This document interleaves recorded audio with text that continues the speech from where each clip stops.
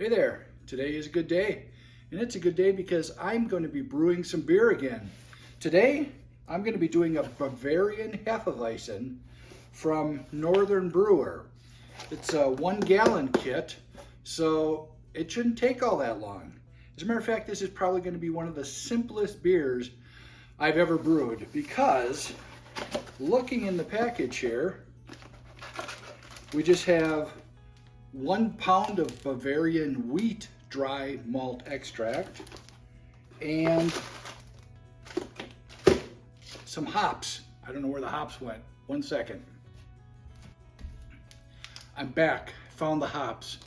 Just a very small bit, 3.5 grams of German Perli hops. So just going to use these 2 ingredients and then turn it into beer with a little bit of American ale yeast. So let's brew a Bavarian Hefeweizen.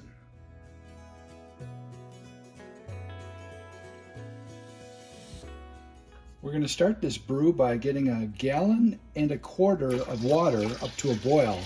This is a 1 gallon kit, but after this boils for about 45 minutes, there's going to be some evaporation of the water. So we start with 1.25 gallons. The water just came up to a slight boil here, so what I'm going to be doing now is adding this Bavarian wheat dry malt extract. You have to be careful when we add this to make sure none of it sticks on the bottom. So once I get this in here, I'm going to be stirring like crazy here to make sure all the clumps are gone, everything's dissolved, and nothing is sticking on the bottom. There's nothing worse smelling in the house than burning malt extract. Actually, there's other things worse smelling in the house, like burning roux. That can make you open all the windows. But yeah, keep this moving here.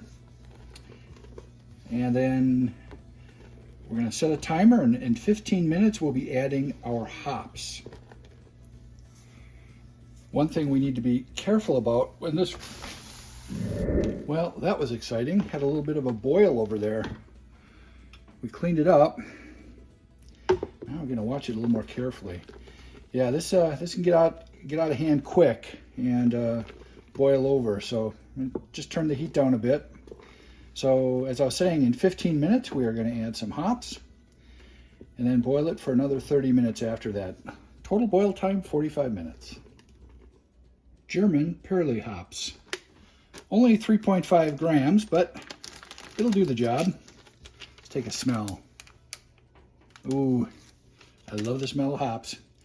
We're going to put these in and set the timer for half an hour. And once that's done, we'll cool off this wort, put it into our fermentation vessel, and then add some yeast. The 45-minute boil is done, so now what I'm doing is cooling off this wort in a tub full of ice and water. We're going to get this down to, around 70 degrees Fahrenheit. Cooling that down only took about, 5 or 6 minutes. So I'm going to now add this to my fermentation vessel. Time to add the yeast. I have the package and my scissors sterilized, along with, of course, this fermentation vessel. We don't want any nasty bugs to get in there. So the yeast is in. I'm going to put a cover on this with a little airlock, hide it away in a corner for a couple weeks, and let it turn into beer. We're going to let this beer hang out here for a couple weeks and ferment. The active fermentation should start in about a day or two. And then about 2 weeks from now, we're going to put it in a keg. The beer has been bubbling away for the last couple days. It's looking good. In a couple weeks, we'll be ready to put it in a keg. It's been a little over 2 weeks and active fermentation has stopped, as you can see. There's no more bubbles coming through. So, we're good. But now we need to keg the beer. And when we keg the beer, it should really have a little bit of carbonation. So what we're going to do is add a little sugar to that keg so that the yeast that's remaining in the beer has something to eat and convert it into a little bit more alcohol and, of course, the CO2 that we need to give that beer a nice carbonation feel to it. So let's figure out how much sugar we need to add to the keg and go ahead and do that. Our priming calculator let us know that we needed 1.34 ounces of sugar to carbonate this beer. So let's see if we can do this in one pour. Hey, look at that, 1.34. Perfect. I'm going to dissolve the sugar in a little bit of boiling water here.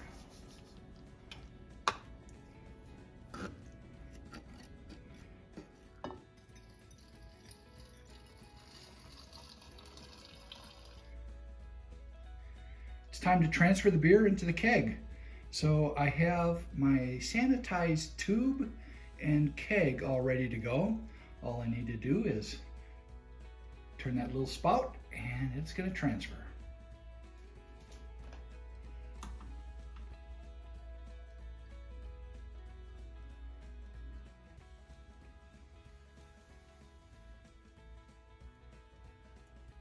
The beer has successfully been transferred into the keg.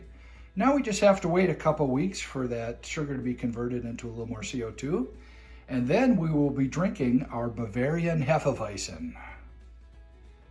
It's now 2 weeks later and hopefully this beer is fully carbonated. It's been sitting there for 2 weeks, eating its sugar and producing the carbonation we need. You know, a few people have asked me, why don't I just force carbonate this keg? And you know, I could do that, but unfortunately I don't have a CO2 cartridge big enough for that. So I feed it its sugar and it seems to like it and produces the carbonation we need. So you know what time it is?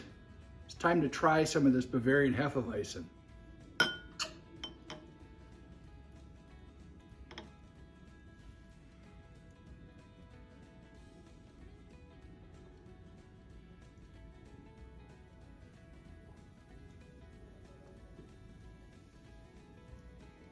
That's a really nice looking beer. Nice color, beautiful creamy head. Time to give it a taste. The Northern Brewer Bavarian Hefeweizen description says that we should be looking for a medium-bodied effervescent ale, practically exploding with yeast and malt character, kind of like drinking a multi-grain bread. Well, let's see if that's the case. It is a beautiful, beautiful beer. Nice head, beautiful cloudiness to it, very weedy looking. Well, let's see if the description's right.